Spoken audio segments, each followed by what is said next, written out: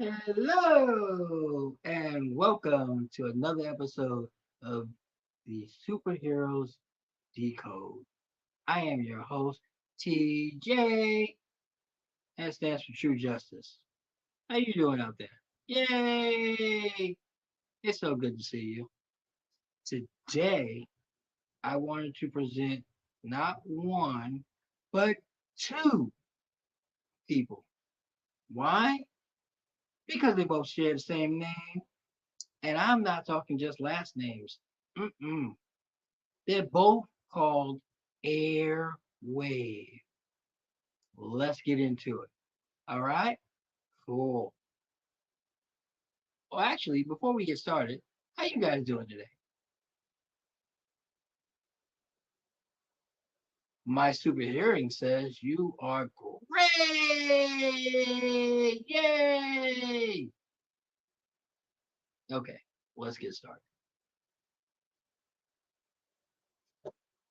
Now, this is coming from the DC Comics Encyclopedia updated version. Don't get it twisted. We don't do last year, we do the updated version. And the first one that we're going to present is the original Airwave, way back when. Here we go. So, what I want you guys to do is to remember to always subscribe, like, comment before we get into this. Because if you like what we do here, I want you to make sure you have a great time with it. All right? Now, one of the things that we have to be sure is that everybody's on the same page. Are we? I'm not sure if we are. So let's be clear. You guys, when we do these, they're kind of one and done. There's no second recordings. We either get it right or we laugh through it together. Ha ha ha ha. Y'all with me? Cool. Here we go. The airwaves. Airwave 1 and 2. Airwave 1, his first appearance was in Detective Comics number 60, way back in February of 1942. That was a really long time ago. Status was a hero, but he's no longer living. What they call deceased. Aww. A moment of silence for him. That's enough. Real name, Lawrence Larry Jordan. Occupation was a crime fighter, and he was a district attorney. That's like, he was a lawyer, but he was a lawyer for like the city. He did the good stuff for the peoples that didn't have anybody else, so they came to him. Cool dude. His base of operation is New York City, where all the flashing lights are. Yay! He was 5 feet 10 and weighed 175 pounds. His eyes was brown, his hair was brown. He had special powers and abilities? Well, not really. See, he had an antenna in his helmet and circuitry in his belt that allowed him to eavesdrop on police brand frequencies or intercept phone calls.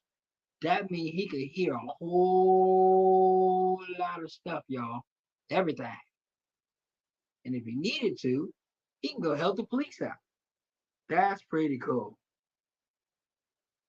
He could also travel at the speed of electricity along telephone poles by these skates that used to be in his boots. And then they would like pop out and he could ride them like they was the streets. Isn't that really crazy? He must have some great balance. But here's the thing though, they were magnetic. That means they stuck to it. So he wasn't gonna fall off. Smart man.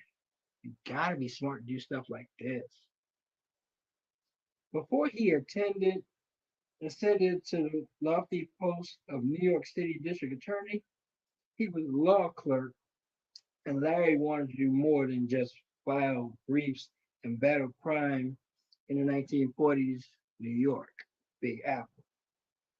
He built a special helmet and belt that gave him a whole bunch of amazing electronic magnetic powers and hit the streets as the costume Airwave. When he wasn't fighting injustice in the court, he was a member of the wartime All Star Squadron. We're going to talk about them later. This is about him today. Are you with me? Haha, I'm still here.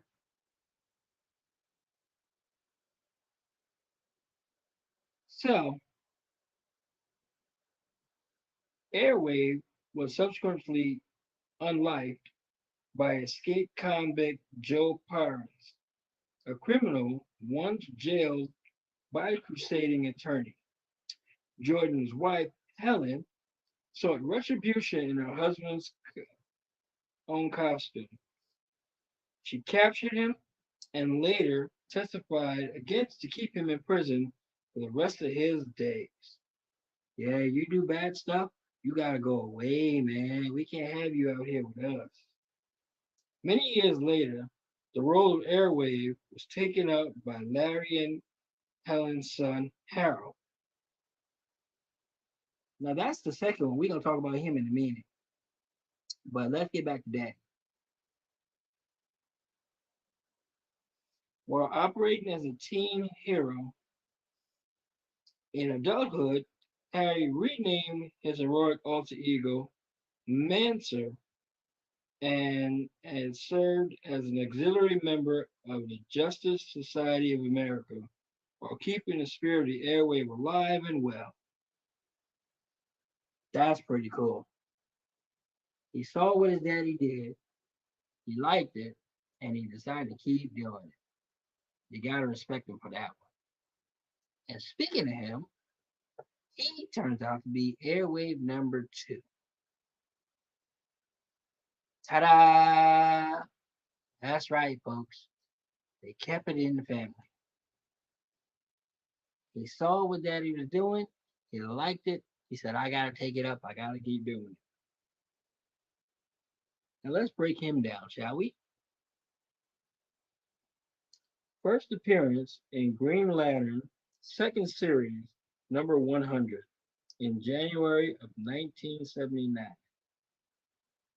His status as a hero, his real name was Harold Hal Lawrence Jordan.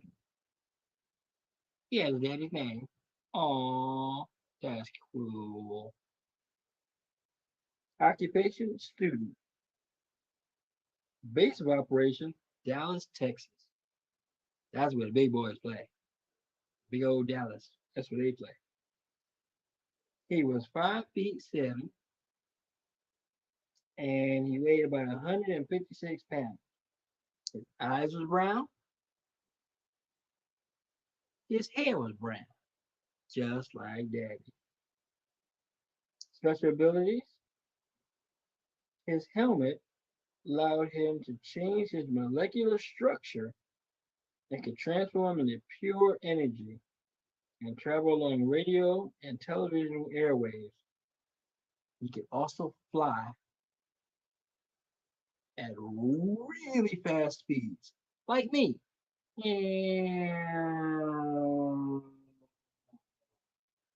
Ta-da! Only I don't use mine as much as I used to. No, I'm kind of tired of flying. He's the son of Hal. He's the son of Larry and was a member of the All-Star Squadron and was named after his cousin Hal Jordan, who was the original Green Lantern. The young Hal was forced to live with his cousin Jack and Jan Jordan after his mother was placed in an institution. Oh, that's not good. She was not well, y'all. She was feeling kind of bad. So she had to go away for just a little while. Let's read more.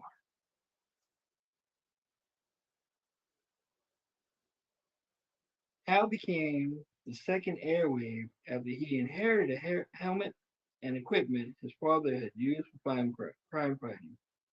The second airwave trained briefly with the Green Lanterns, as well as the Green Arrow and the Black Canary.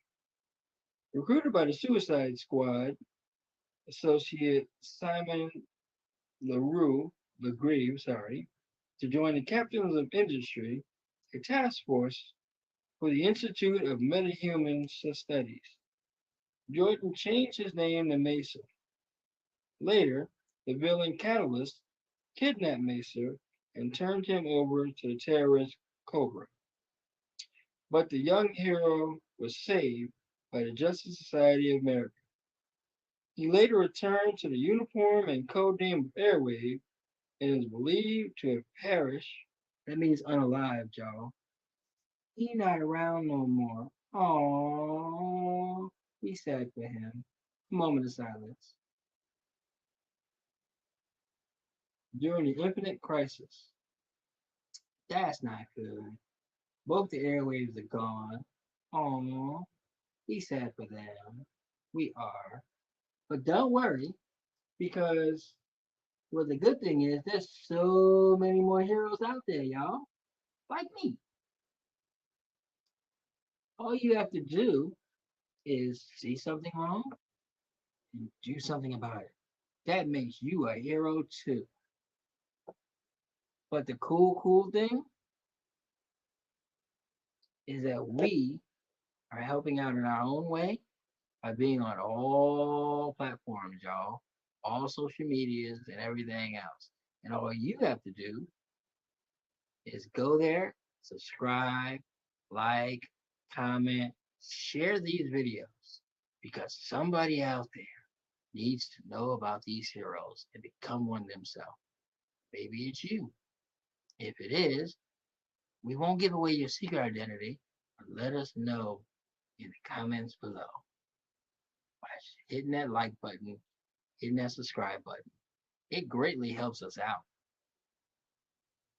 Bye for now from the DC Comics Encyclopedia. Gotta fly.